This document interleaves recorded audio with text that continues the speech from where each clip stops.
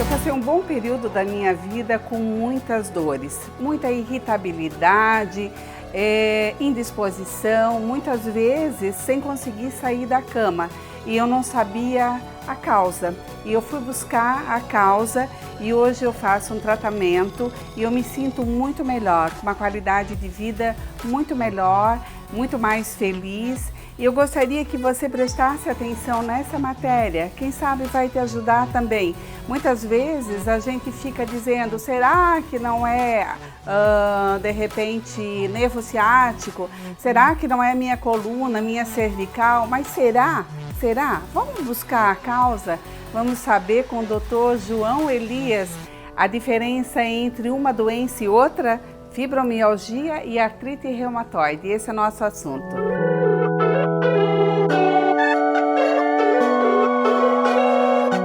As pessoas ainda se confundem um pouco quando o assunto é fibromialgia e artrite reumatoide.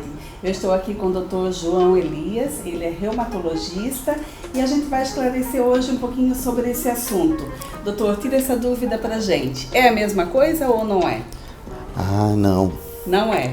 Não, são doenças totalmente diferentes, totalmente diferentes. Vamos começar então pela fibromialgia? Vamos começar pela fibromialgia, que é mais seria? prevalente, é mais frequente.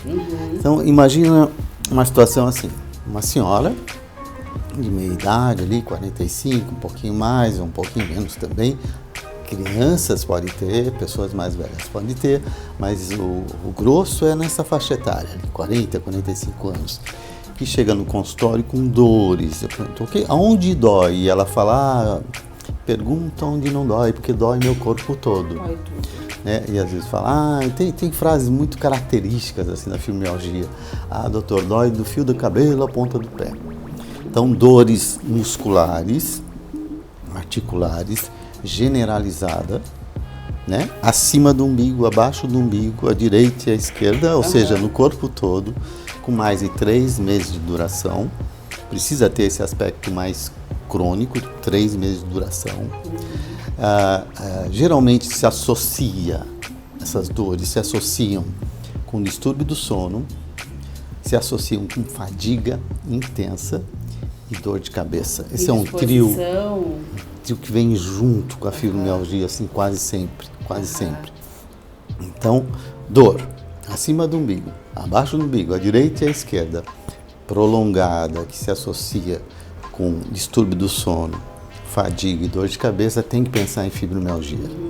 Essa é uma pessoa clássica, assim, é um ambiente clássico para você pensar em fibromialgia. E quais são as causas que levam à fibromialgia? É interessante a tua pergunta, assim. Tem um fator emocional envolvido quase sempre. Assim. 50%, 40-50% das pessoas que têm fibromialgia têm depressão. Quer dizer que a depressão e a fibromialgia andam de mãos dadas? Andam de mãos dadas em pelo menos metade dos casos, ou quase isso. É mesmo? Não tem dúvida que sim. Então tem esse fundo emocional, tem um fundo de doença depressiva mesmo, né? Então a psicopatia e que cursa com essas polidores, né? Polidores. E a fibromialgia, doutor, desculpa interromper, ela é uma doença que tem tratamento? Ela não tem cura, mas tem bom controle, tem tratamento sim. E o tratamento seria de que forma? Seria medicamentoso, eu chamo que tem um trio terapêutico assim. Tem um tratamento medicamentoso, então vários medicamentos que a gente usa. Tem uma questão de atividade física que é fundamental. Importante. Faz parte do tratamento, atividade física na fibromialgia. Qualquer atividade Sejam física? Várias modalidades, especialmente aquelas em água seriam interessantes, sabe? Os trabalhos mostram que talvez a atividade em água seja melhor do que não. Tipo hidroginástica, hidroterapia ajuda bastante. O Pilates ajuda também. Atividade física tem que ter dentro do pacote de tratamento da fibromialgia. E às vezes é necessário até uma terapia. Em muitos casos, terapia. Quer dizer uma terapia com um psicólogo? Sim, A gente cita especialmente uma técnica chamada cognitivo-comportamental, né? Isso pode ajudar bastante alguns pacientes com fibromialgia. E o controle da depressão também? Fundamental. Fundamental. Dentro do pacote de medicamentos que eu te falei, entram antidepressivos, né? O antidepressivo associado, então, a uma medicação para fibromialgia que seria para dor. Uma ou mais, às vezes. Né? Como uma ou mais? Explica pra gente, doutor. Então, antidepressivo sim, miorrelaxantes muitas vezes, né? Relaxante muscular, analgésicos, às vezes analgésicos mais fortes, geralmente chega até opioide, muitas vezes, né? E teoricamente não se usa corticoide, né, que a gente usa bastante em outras doenças reumáticas, para fibromialgia. Não se usa corticoide. Mesmo anti-inflamatório não hormonal, a gente só usa se tiver alguma outra comorbidade associada, senão para fibromialgia em si, anti-inflamatório não funciona. Ajuda bastante. Alguns anticonvulsivantes que a gente usa, pregabalina, por exemplo, a gente usa bastante, antidepressivos bastante e analgésico bastante. Como é que o senhor faz o diagnóstico? No consultório mesmo ou através de exames laboratoriais? Boa pergunta também. Não existe um exame laboratorial ou de imagem ou de biópsia, seja o que for, sangue e urina, que defina fibromialgia. O diagnóstico é clínico.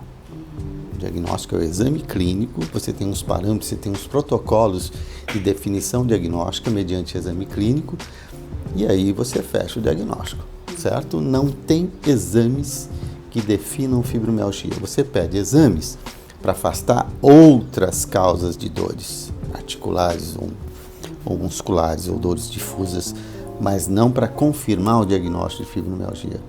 Você pede para afastar outras doenças. Mas o diagnóstico da fibromialgia é clínico mesmo. É o exame clínico, bem feito. Vamos esclarecer então, doutor, para os nossos telespectadores agora, qual é essa diferença, né? Que às vezes as pessoas se confundem. Então, o que é artrite? A artrite reumatoide é uma artrite que a gente chamamos de artrite quando você tem na junta, na articulação, um fenômeno inflamatório associado.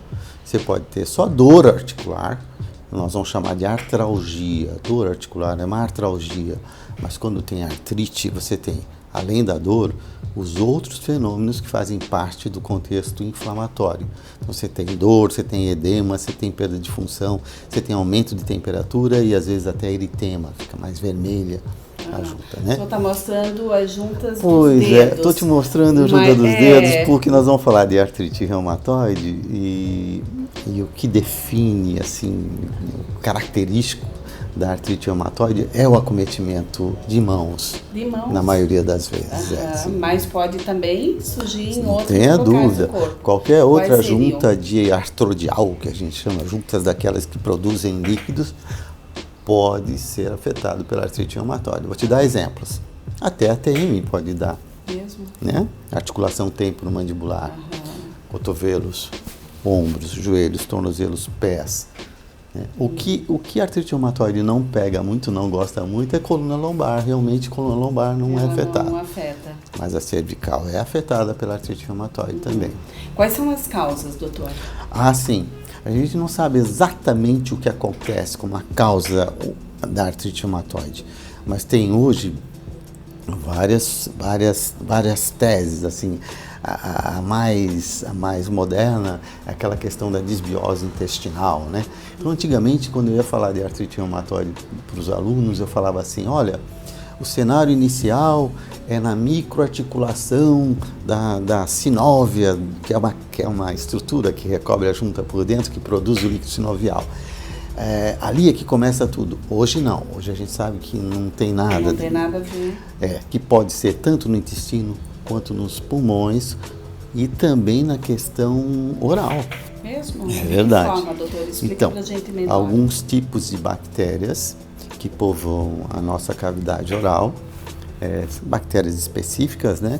E que estão associados dentro de um contexto de genética predisponente e outros fatores ambientais que vão determinar a artrite reumatoide. Então a coisa começa muito mais. Deixou de a gente ter aquele pensamento que tudo começava na articulação. Na articulação, não. A articulação seria a consequência, né? A mesma coisa, o mesmo pensamento em relação ao intestino hoje, tá? A questão da microbiose intestinal, né? A disbiose, que é a quebra da relação entre as bactérias que você tem no intestino e o teu intestino, e isso proporcionaria o desencadeamento dessas artrites. O fumo é extremamente importante, hein? Tabagismo e artrite reumatoide realmente não combinam. Quem tem artrite reumatoide não deveria fumar jamais. Mas se já fumou no passado, não fuma mais hoje, pode ainda assim acontecer de ter? Pode acontecer de ter, sim. Não, pode acontecer de ter. Porque não tem essa relação estrita só com o fumo. É uma somatória de fatores. Mas o fumo é bastante importante. Se puder evitar, isso é maravilhoso para tratar a artrite reumatoide. Mas assim, o que caracteriza é isso mesmo. É uma artrite que ela vai evoluir, ela pode deformar a articulação, levando a incapacidade física bastante importante, se não diagnosticada em tempo e tratada adequadamente. Por que essa doença, ela na maioria das vezes, ela aparece mais nas mulheres? Sim, porque dentro daqueles contextos que eu te falei de somatória de fatores, tem a questão hormonal também, né? Então realmente tem essa predisposição. Não é só essa, né? Algumas colagenoses, por exemplo, lúpus, tem nítida prevalência feminina, 9 mulheres para 1 homem. Mas daí o lúpus fica para uma outra conversa. Uma outra entrevista interessante também. O que a gente deve salientar hoje, quanto à artrite reumatoide, a gente não considera uma doença de acometimento só articular. É uma doença sistematizada. Então, quando entra alguém no consultório com artrite reumatoide, eu já penso nas coronárias, eu ia perguntar já penso no pulmão. Pode atingir outros órgãos do corpo, então. Não tem dúvida. Que não é visível. Quando Perfeito. um dedo entorta, a gente consegue ver. Mas quando é interno, de que forma que é feito esse diagnóstico? Depende do órgão que está sendo acometido. Então, pulmões podem ser acometidos. Então, você vai ter dispneia, você vai ter falta de ar, né, que pode ser progressiva. Isso chama atenção. Coronária pode estar acometida, né? Então, você pode infartar. Então, as pessoas que têm artrite reumatoide infartam com mais facilidade do que quem não tem artrite reumatoide. A artrite reumatoide pode se associar a outras doenças, alguns tipos de câncer, por exemplo, pode estar mais frequente, prevalente nas pessoas que têm artrite reumatoide. Essas deformidades que são causadas, né, nas juntas, principalmente das mãos, dos pés, punhos, é cirúrgico? Tem como fazer cirurgia para melhorar? Você tem um tratamento clínico e quando a coisa está bem estabelecida e com sequelas, você pode pedir o auxílio de um cirurgião de mão, sim. Tem dúvida que sim. Às vezes nós apelamos para eles, nos ajudam bastante. Doutor, uma curiosidade, é genético essa doença e ela tem cura? Realmente tem um terreno genético dentro dos outros fatores, né, que eu comentei. Cura não. Não tem cura. Mas tem um bom controle hoje em dia. Eu vou te contar uma coisa, quando eu era residente, faz tempo que eu já tenho barba branca, o nosso ambulatório de reumatologia era uma sequência de cadeira de rodas, assim, sabe? Tipo, 18 pacientes, 3 cadeiras, 18 pacientes, 2 macas, 3 cadeiras. Mesmo. Muito por causa da artrite reumatoide, sabe? Hoje a gente não vê mais isso, Mudou o panorama, graças a Deus, por conta de, não só de novas medicações que surgiram, muito eficazes assim, e efetivas, mas também por conta de diagnósticos mais precoces e tudo mais. A gente consegue fazer diagnóstico antes daquelas deformidades mais importantes e conseguimos, com essas drogas mais modernas, uma resposta muito boa. Qualidade de vida então, melhor. para eu ver hoje uma cadeira de rodas demora. Que bom. Mesmo na universidade, onde teoricamente chegam os casos mais agressivos, mais graves, está demorando para ver uma cadeira de rodas. Nós falamos até agora da artrite reumatoide em adultos e em pessoas com mais idade. Mas, doutor, uma criança também pode ter? Sim, crianças podem ter, sim. Você tem um quadro muito parecido do reumatismo do adulto na criança. Por definição, até 16 anos, crianças que desenvolvem artrite crônica, nós chamamos de artrite idiopática juvenil. Por definição, aquela artrite que acontece até os 16 anos. Portanto, aquela história de quem gosta de velho é reumatismo, não é mentira. Reumatismos muito graves podem acometer crianças, sim, certo? E às vezes levando a deformidades importantes, quando não diagnosticado e tratado adequadamente. Algumas formas de acometimento são sistematizadas, levando ao óbito muitas vezes, certo? Então, reumatismo em criança é algo muito sério, que tem que ser considerado, pensado, diagnosticado e tratado muito prontamente e efetivamente. Quando é tratado prontamente, efetivamente, como o doutor está falando, tem a possibilidade de cura quando o reumatismo atinge uma criança? Olha só, esse termo a gente prefere não usar, cura. Por quê? Porque a gente não garante que nunca mais ela vai ter uma crise. Então, a gente prefere usar o termo remissão. O que é remissão? Assintomático, está levando uma vida normal, isso vale para adulto também, criança, né? Normal, vida normal de trabalho, de estudos e sem sintomas. Só que como a gente não pode garantir que um belo dia não volte a ter artrite de novo, a gente prefere chamar de remissão e não dizer que é cura.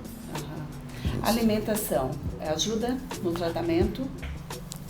Sim, ultimamente... Tanto da fibromialgia quanto da artrite reumatoide? Eu diria mais para artrite reumatoide. Assim, hoje tem vários estudos que falam em alimentação e artrite reumatoide. Mas são ainda trabalhos que carecem de uma comprovação mais efetiva. Eu prefiro nem falar muito. Se você vai no médico mais naturalista, de cara ele já te tira a carne vermelha, né, essas coisas, mas não tem um contexto. Não precisa ser tão radical assim. Eu acho que por enquanto não, mas tem vários estudos em andamento que vão um dia, sabe, definir muito esses alimentos que a gente pode ou não consumir, sendo portador de artrite reumatoide, por exemplo. De cara eu já acho que refrigerante doce, assim, não. Isso já é uma coisa bem palpável. O que a gente puder evitar, bem. Então, é bom e comer mais natural. Doutor, qual o fumo, não esqueça do fumo, mas é então, importante. Agora eu queria que o senhor deixasse uma dica para quem está nos assistindo sobre essas duas situações, tanto da fibromialgia quanto da artrite reumatoide. O que o senhor diria hoje para as pessoas que estão com algum desses sintomas? Então, eu diria o seguinte, que são doenças que infelizmente cura não tem, mas que a gente consegue dar uma qualidade de vida muito boa para elas, né?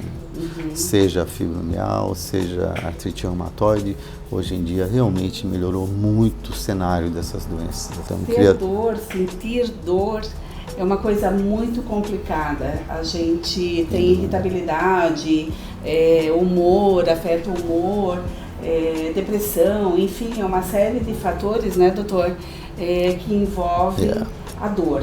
Então, assim, se você tem algum desses sintomas, procure ajuda, procure um reumatologista, com certeza você vai ter muito mais qualidade de vida.